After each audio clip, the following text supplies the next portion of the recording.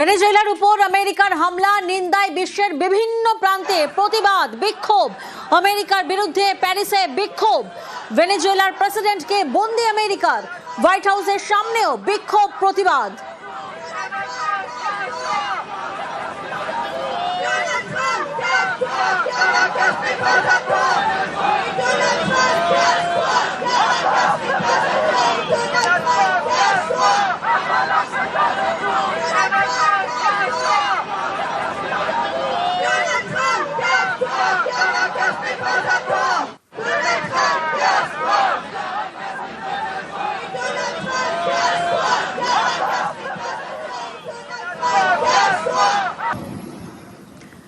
ভেনেজুয়েলার রুদ্ধশ্বাস অপারেশন মার্কিন সেনার কোনো ক্ষয়ক্ষতি হয়নি বলেও দাবি।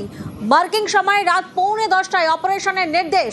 অপারেশন ভেনেজুয়েলার নির্দেশ প্রেসিডেন্ট ট্রাম্পের। 20টি বায়ুসেনা ঘাঁটি থেকে অভিযানে 150টি বিমান। অপারেশনে F-22, F-35, F-18 এই যুদ্ধ বিমান। অপারেশন ভেনেজুয়েলায় B-1 বোমারু বিমানও ভেনেজুয়েলার প্রতিরক্ষা ডোম নিষ্ক্রিয় করে দেওয়া হয়। রাত 1টায় মাদুরোর কম্পাউন্ডে delta কমান্ডোরা।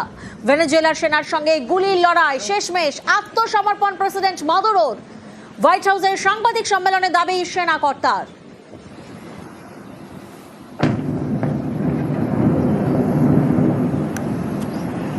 This operation, known as Operation Absolute Resolve, was discreet and was the culmination of months of planning and rehearsal. At 10:46 p.m. Eastern Time last night, the President ordered the United States military to move forward with this mission. Over the course of the night, aircraft began launching from 20 different bases.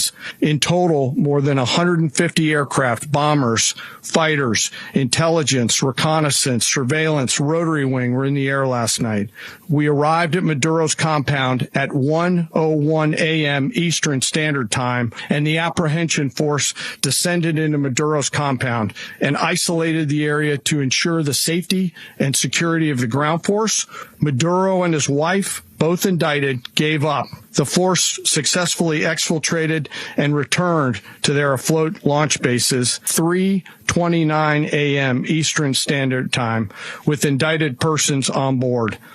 And both Maduro and his wife were embarked aboard the USS Uejima. ভেনেজুয়েলার ঘটনায় গভীরভাবে উদ্বিগ্ন ভারত। বিবৃতি দিয়ে শান্তিপূর্ণ উপায়ে আলোচনার মাধ্যমে সমস্যার সমাধান করার আহ্বান দিল্লির। ভেনেজুয়েলার প্রেসিডেন্ট কিডন্যাপের ঘটনা নিয়ে রবিবার বিদেশ মন্ত্রকের বিবৃতি। পরিস্থিতির উপর ভারত নজর রাখছে। ভেনেজুয়েলার বাসিন্দাদের সুরক্ষায় ভারতের সমর্থন অটুট। একই সঙ্গে গোটা এলাকার শান্তি এবং স্থিতিশীলতা বজায় রাখার আর্জি জানাচ্ছে ভারত।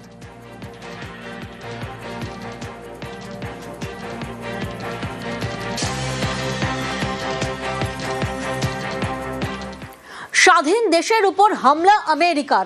আন্তর্জাতিক আইন লঙ্ঘনের অভিযোগ। আগ্রাসনের হামলা বলে মত আন্তর্জাতিক সম্পর্ক বিশেষজ্ঞের।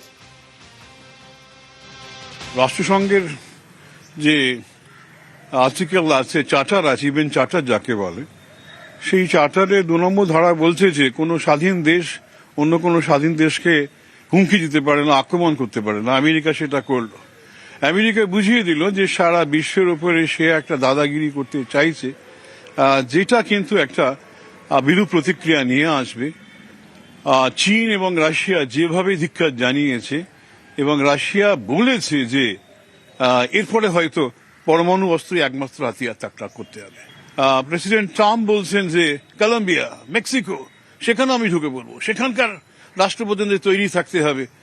যা জিনিস আজকে আমরা ভেনেজুয়েলায় করেছি, নিকোলাস মাদুরোর জন্য করেছি, এই একই জিনিস অন্য দেশেও হতে পারে।